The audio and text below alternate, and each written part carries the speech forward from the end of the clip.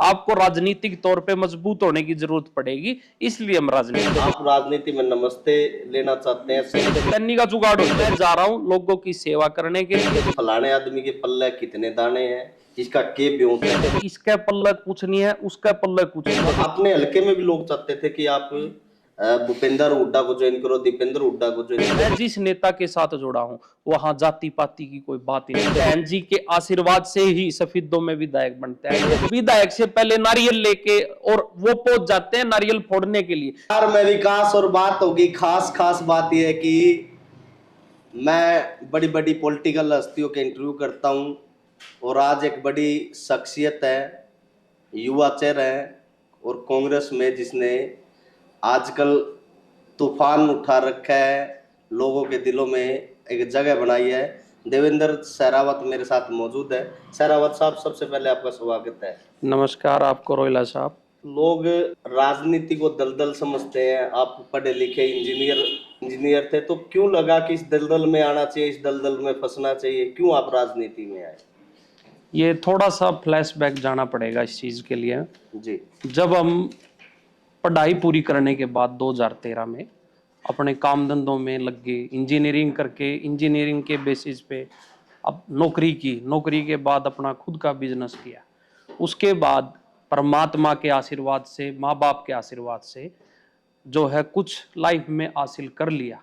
उसकी बदौलत सफेदों में एक चीज चाहिए, घर से सीखता आदमी ये चीजें। मेरे पिताजी आर्मी में थे, 27-28 साल देश की सेवा करके सूबेदार मेजर के पद से रिटायर होके वो लोगों के बीच गए। वो एक पार्टी में काम करते थे इनेलो में। उन्होंने 20-22 साल एक तरीके से सैनिक प्रकोष्ठ की जो है छोटे लेवल पे राजनीति की और आम कार्यकर्ता के तौर पे लोगों के बीच रहे। उसके बाद मेरे भाई साहब भी आर्मी में तरीके से वो 22 साल के करीब हो गए हैं उनको, वो भी देश की सेवा कर रहे हैं। जब आदमी देशभक्ति अपने घर से सीख के, फिर बात आती है राजनीति की। जब आदमी समाज सेवा करता है, समाज सेवा एक लिमिटेड सोर्स तक हो सकती है, आप भी समझते हो इस चीज को।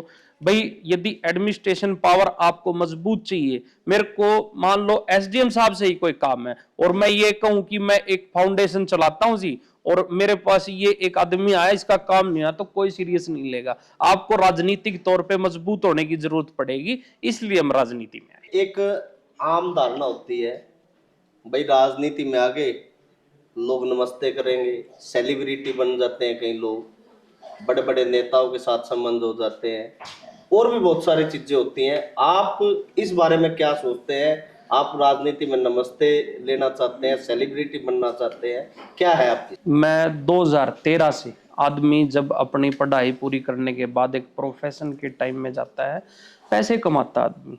हम उस चीज को, मैं बार बार से एक बात कहता हूं, हर हर उसमें इंटरव्यू में बोला मैंने, देखो जी आदमी एक होती है, भाई आप पॉलिटिक्स में इसलिए आए हो क्योंकि आपको एक बड़ा पद मिले और उस पद के बेसिस पर आप अपने बिजनेस को इतना बड़ा ग्रो कर दो कि मतलब आपको पीछे मुड़ने, आपकी पुश्तैनी का जुगाड़ हो जाए।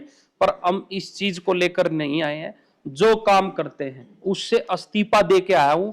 आज मैं यदि 2 अस्पताल चलाता हूं, कंस्ट्रक्शन कंपनी चलाता हूं, हर चीज से इस्तीफा दे के आया हूं। हाँ, आज उनमें मैं एक फाउंडर मेंबर के तौर पे तो जरूर हूं, बट मैं कोई लाभ के पद पे नहीं हूं। मैं इस्तीफा दे के आया हूं, बकायदा डॉक्टरों को ये चीज बोल के आया हूं, फोरमैनों को, इंजीनियरों को, जो मेरे पास काम करते हैं उनको बोल के आया हूं ये चीज कि भाई मैं जा रहा हूं लोगों की सेवा करने के लिए, तुमसे जो सहयोग होएगा वो करेंगे। क्योंकि आप भी समझते हो इस चीज को, राजनीति मेरी नजर में कभी भी टेम्परेरी और पार्ट टाइम नहीं होनी चाहिए। यदि आप राजनीति में आए हो तो प्रॉपर तौर पे आपको लोगों के बीच रहना पड़ेगा, लोगों की आवाज बनना पड़ेगा। 24 घंटे यदि आप समय नहीं दे सकते, कम से कम आपको 14 घंटे लोगों के बीच रह के उनकी आवाज बन के और उनके काम कराने पड़ेंगे। मैं ऐसी सोच रख के राजनीति में। एक और आम धारणा है, खासकर सफेदों से, जहां से आपने राजनीति शुरू की है, कि इस फलाने आदमी के पल्ले कितने दाने हैं, इसका के ब्योंत है और कितने पैसे वाला है। हालांकि मैं उस चीज से संबंध नहीं रखता, ना मैं उससे उस चीज में विश्वास रखता हूँ, क्योंकि बड़े बड़े उदाहरण है जो जीरो से लेकर जिसके माँ बाप भी बिल्कुल नॉर्मल साधारण से परिवार, वो आज मंत्री हैं, सेंटर तक वो लोग चले गए। आप इससे इसको कैसे देखते हैं? ये बहुत अच्छा सवाल पूछा आपने, और ये बहुत सारे लोगों का सवाल है। एक तरीके से मेरे जैसे आम फौजी के बेटे, फौजी के भाई के राजनीति में आने से जो जो लोग इस तरह के कयास लगाते हैं कि इसके पल्ले कुछ नहीं है, उसके पल्ले कुछ नहीं है, मैं आपको एक बात बता दूं, जब माँ बाप जन्म देते हैं बच्चे को, उस टाइम उसके पल्ले कुछ नहीं होता है, वो सब अपनी किस्मत का लेके आता है। राजनीतिक तौर पे यदि कोई आदमी मजबूत है और वो यदि पैसे में कमजोर है, तो इसका मतलब ये नहीं है कि वो राजनीति में पीछे रह जाएगा। बहुत सारे देश में और खास तौर पे हरियाणा में, और मैं सफीदों के भी बता सकता हूं, पहले इनेलो में 3 विधायक ऐसे रहे जो बिल्कुल आम घर से थे, और पार्टी ने उनको टिकट दिया, और वो 2-2 बार एमएलए का इलेक्शन लड़ा, 2 बार जीते, 1 बार हारे। और ऐसे ऐसे नेताओं को नेता बनाया पार्टी ने। जब अपना मन बना लेते हैं, और ज्यादातर 95% लोग आम होते हैं, और आम लोग ही पसंद होते हैं, ये धारणा मैं समझता हूं इस चीज को, जिस बात पे आप कह रहे थे पिछले एक तरीके से 1 दशक से। और मैं देख रहा हूं पैसे के बोलबाले के कारण लोग इन चीजों पे जो है कि ये उनसे टक्कर ले पाएगा, नहीं ले पाएगा। टक्कर आप सबको दिलानी है।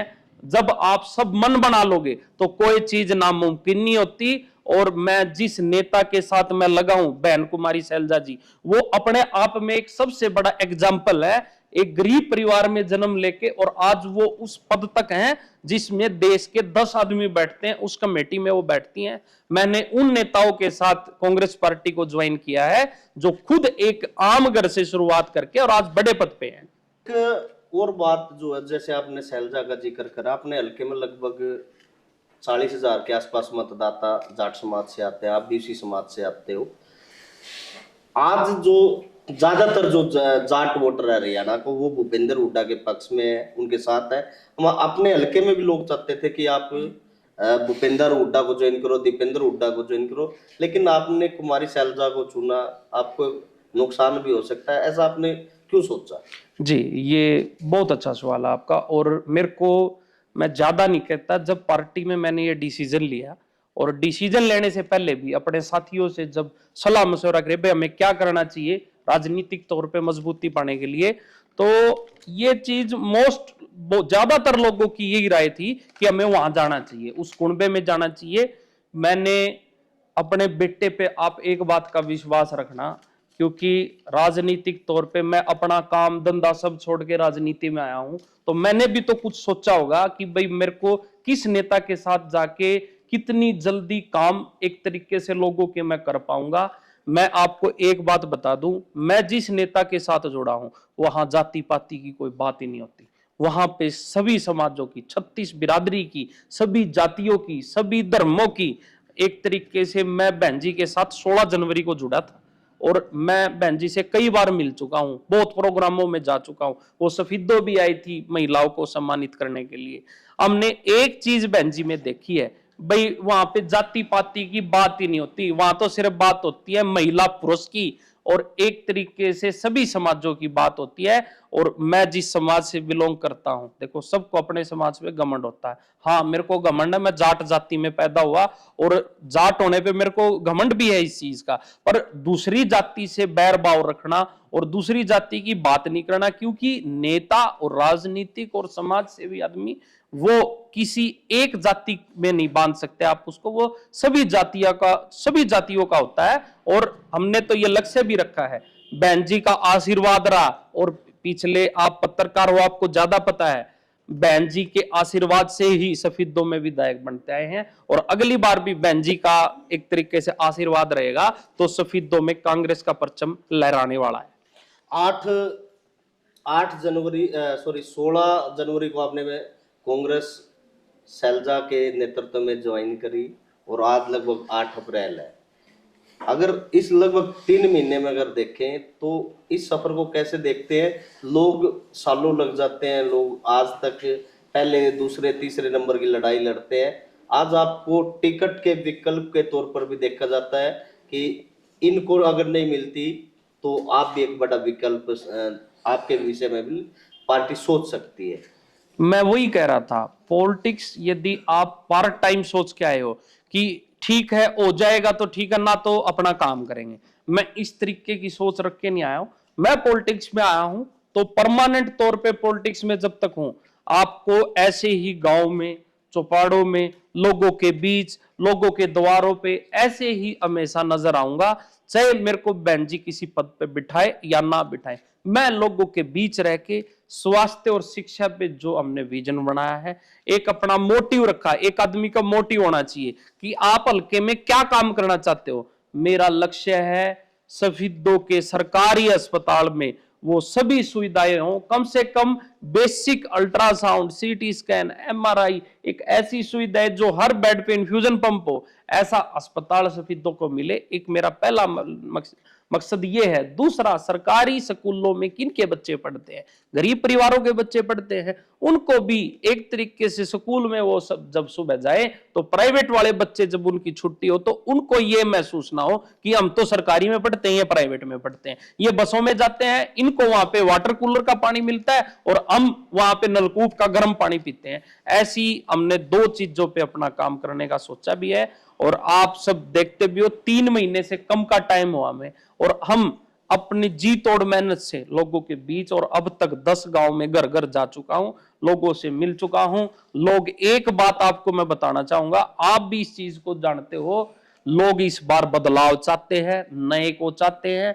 हर एक तरीके से जब बड़ा बदलाव आता है तो नया चेहरा, मैं अपनी बात नहीं कर रहा, जब भी बदलाव की बात होती है तो नए चेहरे को जनता चुनती है और इस बार भी ऐसे करने वाली है। जन संवाद यात्रा के तहत देवेंद्र आपके द्वारा कार्यक्रम चलाया जा रहा है, कैसा रिस्पॉन्स मिल रहा है और अभी आपकी यात्रा कहाँ पहुंची है? जी, अब मांडी गांव, डिडवाड़ा, एक तरीके से होशियारपुरा, मलार, खातला, बहुत सारे गांव में हम डोर टू डोर कर चुके हैं, सिंहपुरा गांव। और एक तरीके से हमने लक्ष्य भी रखा है, जैसे ये गेहूं का सीजन है, लोग अपने कामों में व्यस्त हैं, जैसे ही गेहूं के सीजन से फ्री हो जाएंगे लोग, हम 72 के 72 गांव में लोगों के घर घर जाके अपनी बात रख चुके होंगे। और बहन जी का संदेश, जो कांग्रेस संदेश यात्रा उन्होंने पूरे समूचे हरियाणा में निकाली, उस संदेश यात्रा को शहीदों के 72 गांव में तकरीबन 48,000 फैमिली हैं, 48,000 की 48,000 फैमिली है, चाहे कोई बीजेपी से जुड़ा हो, चाहे वो किसी अदर पार्टी से जुड़ा हो, हम उनके भी घर पे जाके अपनी बात रखेंगे, अपना विजन बताएंगे कि हम राजनीति में क्यों आए हैं, क्या मनसा रखते हैं, हम क्या पैसा कमाने आए हैं, क्या हम लोगों के बीच समाज सेवा को लेकर एक राज की नीति बनाने के लिए आए हैं। हम अपनी बात रख रहे हैं, वो लोगों को चूज करना है कि वो किसकी बात पे अमली जामा पहनाने का काम करेंगे। देवेंद्र, एक अभी मैं राजनीतिक जो लोग हैं वो ये कहते हैं कि सफेदों में जो जाट नेताओं की राजनीति है वो या तो पहले जो कुंडू है, कुंडू गोत्र के जो जाट है उनके, और अब जो है देशवाल जो गोत्र है उनके नेताओं के इर्द गिर्द जाट समाज की राजनीति कहीं ना कहीं घूम रही है। इसमें अब सहरावत की एंट्री हुई है, तो सहरावत की एंट्री को कैसे देखते हैं? ये भी एक बड़ा चैलेंज कहीं ना कहीं रहेगा। 2 बार पहले, वैसे तो मैं जिस नेता के साथ जुड़ा हूं और जिस एक तरीके से जमात से, मैं डॉक्टरी लाइन से हूं, हमारे यहाँ पे जाति पाति की कोई बात नहीं होती। फिर भी यदि आपने सवाल पूछा है, मैं आपको बता दूं, पहले जिनकी आप बात कर रहे थे, कुंडू साहब और देशवाल साहब, उनको बनाने वाले कौन है? हम ही है। हमने ही बनाया उनको, और 2 बार उनको बनाया, 2 बार इनको बनाया। तो जब उनका बेटा या छोटा भाई एक तरीके से एक राजनीतिक सोच लेके और सामाजिक सोच लेके लोगों की सेवा करना चाहता है तो मेरे को पूरा आशीर्वाद मिलेगा, ये मेरे को पूरी उम्मीद है। और एक तरीके से खाली 2 गोत की बात कर रहे हो, तीसरा मैं हूं, और भी मलिक साहब भी हैं, बहुत हैं। मैं ये कह रहा हूं, लोगों ने एक मन भी बना लिया है कि इस बार सबको मौका देके देख लिया, और बुरी बात भी नहीं है, सबको देके देखना भी चाहिए। मैं भी एक बार कह रहा हूं, आपने उनको 2-2 बार मौका देके देख लिया, एक बार अपने बेटे पे भी विश्वास करके देखो, यदि खरा न उतरूं तो दोबारा मैं आऊंगा ही नहीं आपके पास, फिर आप बदल देना। तो मैं यही बात कह रहा हूं, एक बार आप नए को मौका देके देखो, जिसकी राजनीति, जिसकी आपने समाज नीति, राज की जो उन्होंने नीति बनाई बनने के बाद, वो आपने देख ली है, एक बार बदलाव करके देखना चाहिए। आपको यदि अच्छा ना लगे फिर दोबारा बदल देना, ये तो हर 5 साल में आता है। और हम तो कह रहे हैं सिर्फ एक मौका आप अपने बच्चों को दे, आपके बच्चों की चिंता जो करे उसको दे। बड़ा सवाल ये भी है, सफेदों को पिछले 2 दशक से मैं देख रहा हूँ काफी विकास के मामले में पिछड़ गया है। ना रोजगार का कोई बड़ा साधन है, ना कोई इंडस्ट्री है। आज भी जींद, पानीपत और करनाल यहाँ के लोग जाते हैं। आज अगर आप देखोगे तो सेक्टर 3 सेक्टर हमारे सफेदों में कटे पड़े हैं, उनका कोई डेवलपमेंट नहीं है। बाईपास भी आज तक हम नहीं बना पाए। आए दिन एक्सीडेंट होते हैं। जींद और पानीपत रोड 4 लेन की डिमांड भी रहती है, लेकिन पिछले 20 साल से इतनी पुरानी मंडी होने के बावजूद भी सफेदों विकास के मामले में काफी पिछड़ा हुआ है। इसमें आपको एक चीज सोचनी पड़ेगी, इसमें कहीं ना कहीं सरकार का मैं दोष मानता हूं। आपने उड्डा का नाम बदल के कि भाई किसी डिपार्टमेंट का नाम उड्डा है और उससे किसी को फायदा हो रहा है, तो आपने उसका विकास प्राधिकरण नाम रख के आप ये सोचते हो कि उसमें काम हो जाएंगे। नाम बदलने से काम नहीं होते, काम होते हैं मंशा रखने से। आपको उसमें फंड भी अलॉट करने पड़ेंगे, आपको उसमें कर्मचारी भी जो है एक तरीके से भर्ती करने पड़ेंगे। आपने नाम तो बदल दिया उड्डा डिपार्टमेंट का, सेक्टर कट गए, ना वहां सीवरेज है, ना वहां कोई पोल लगा हुआ है इलेक्ट्रिकल का, ना वहां पे कोई कम्युनिटी सेंटर बनाया, ना कोई ऑफिस बनाया उड्डा का जिससे लोग वहां पे जाके अपनी शिकायतें कर दें। लोगों की जमीन 10-10, 15-15 साल पहले सस्ते दामों में एक्वायर करके, और आज के रेट है वो थोड़ी मिल जाएंगे लोगों को। लोग कोर्टों के धक्के खा रहे हैं, भाई हमारी जमीन 10 साल पहले ली गई कि यहाँ पे सोसाइटी बनेगी, और आज उसको महंगे दामों पे उड्डा डिपार्टमेंट पर बेचने का काम करेगा। ये सरासर गलत है, ये प्लानिंग का हिस्सा है इसमें। और मैं बारी बारी से एक बात कहता हूं, यदि सफेदों के नुमाइंदे में दम है, सफेदों के नुमाइंदे में एक चीज है कि अफसरों से जाके बात करके उस चीज का सोल्यूशन निकलवाया जाए, तो उस चीज पे कभी भी काम नहीं होता। मॉनिटरिंग की सबसे ज्यादा कमी है। और आपने एक अपने मन में एक बात बिठा ली कि भाई सरकार नहीं आई तो इसलिए अफसर सुनेंगे, नहीं। आप अफसरों से जाके रिक्वेस्ट करो, उनकी भी आवाज बनो। यदि वो पुरानी पेंशन बहाली को लेकर, यदि वो अपने बत्तों को लेकर, अपने टाइम से सैलरी और वहां के उनके दफ्तरों में जो है मूलभूत सुविधाओं को लेकर वो जब धरने पे बैठे रहते, तब तो आप उनका साथ नहीं देते, तो आपकी बात कौन सुनेगा? तो ये सबसे बड़ा सवाल है। जब कोई भी कर्मचारी, सफेदों में जितने भी कर्मचारी है, चाहे पुलिस की बात करे, एडमिनिस्ट्रेशन की बात करे, हेल्थ की बात करे, एजुकेशन की बात करे, उनकी मूलभूत सुविधाओं को लेकर विधायक को उनकी आवाज उठानी चाहिए, तब आपके वो काम करेंगे। यदि आप उनसे 5 साल में मिलने ही 2 बार जाओगे, कभी आप उनसे संपर्क नहीं रखोगे, तो वो आपकी बातें कौन सुनेगा? तो ये सबसे बड़ी कमी है मॉनिटरिंग की, जो कि होनी चाहिए थी। तो आप मानते हो कहीं ना कहीं जो नुमाइंदों की कमी रही है, चाहे अभी एक मामला, ताजा मामला सामने आ रहा है, पैरामेडिकल कॉलेज की बात हो, या भाजपा नेताओं की कमी मानते हो, या कांग्रेस में भी जो लोग थे उस समय कांग्रेस की भी कमी मानते हो? कहीं ना कहीं नेताओं की कमी, जो अब लोग कह रहे हैं कि नेताओं की वजह से ना विकास हुआ और अब पैरामेडिकल कॉलेज भी हमारे से चला गया। मैं इसमें एक कमी मानता हूं, पैरवी की कमी। यदि ढंग से पैरवी हुई होती किसी चीज की, भाई जींद का विधायक एक तरीके से खुलेआम, एक तरीके से छाती ठोक के ये चीज कह रहा है कि भाई मैं लेके आया इस चीज को सफेदों से उठा के, चाहे वो सफेदों में पास हुई हो, चाहे ना हुई हो, चाहे उसकी अलग से पास हुई हो, हमारी पास हुई थी। देखो, यदि इतने बड़े पद पे कोई मुख्यमंत्री, बहुत छोटा पद नहीं होता, बहुत बड़ा पद होता है, उस पे एक बात कहता है, उस बात का वजन होता है, चाहे वो कानून में ना भी हो, पर कैसे न कैसे करके जैसे भी सिस्टम बनता है, कम कम एक तरीके से एरिया का हो, छोटा हो, बट जो सौगात मिलनी चाहिए थी सफेदों को, जो राजनीति की शिकार हो गई कि कहीं आज ये कॉलेज यहां बन गया और कहीं यहाँ के विधायक के नंबर ना बन जाए, सिर्फ इस बात पे यहाँ के स्थानीय जो हमारे ये जो नेता है, जो मैं कहना चाहूंगा, नाम नहीं लेता मैं, पर जो विरोधी पार्टी है, जो सत्ता की पार्टी है, वो उनके जो जितने भी कार्यकर्ता हैं, वो सुबह से शाम तक अपने पदों पे, अब उनको कितना कितना बड़ा पद कितना जल्दी मिले, उस बात पे चर्चा चलती है। सफेदों की लोगों की कोई चिंता नहीं है। और यदि ऊपर से कोई चीज पास होके आ गई, सड़क पास होके आ गई, तो विधायक से पहले नारियल लेके और वो पहुंच जाते हैं नारियल फोड़ने के लिए, क्रेडिट लेने के लिए तो कार्यकर्ता है। और जब कमी आए तो फिर विधायक है, ये चीज नहीं चलेगी। दोहरी मंशा नहीं होनी चाहिए। किसी भी चीज शर्तें हमेशा दोनों तरफ से लागू होती हैं। और जो ये मेडिकल कॉलेज, ये बड़ा एक तरीके से दुखदा है। मेरे को भी कल पता चला, परसों, तो ये बहुत ही शर्मनाक है। और ये सफेदों के लिए एक तरीके से ललकारा भी है उन्होंने कि भाई सफेदों के तो देखो ऐसे नेता हैं, उनके हाथ के नीचे से मैं चीज निकाल के ले गया। ये बहुत शर्मनाक है। मुझे तो इस बात पे बड़ा वो लग रहा है कि काश हम एक इस तरीके से लड़ने के लिए हम होते। पर हाँ, आज हम नए हैं, किसी दिन हम भी एक तरीके से पार्टी में, और सरकार बदलेंगे लोग। जब सरकार बदलेंगे तो फिर जो है नियम भी बदले जाएंगे।